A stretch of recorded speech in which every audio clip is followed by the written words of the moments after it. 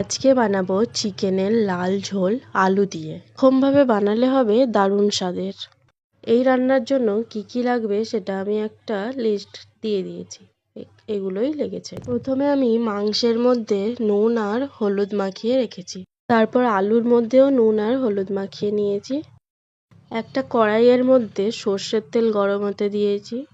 সর্ষের তেলটা গরম হয়ে গেলে তার মধ্যে আমি একে একে আলুগুলো সব ভালোভাবে ভেজে নেব।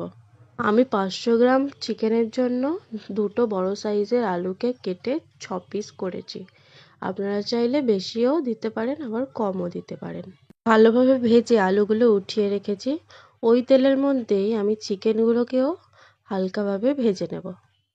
চিকেনগুলো খুব বেশি কড়া করে ভাজবো না, হালকা করেই ভাজবো। এটা না ভেজেও করা যায়, তবে চিকেনগুলো ভেজে নিলে একটু বেশিই ভালো লাগে খেতে। আপনারা যদি আগে না ভেজে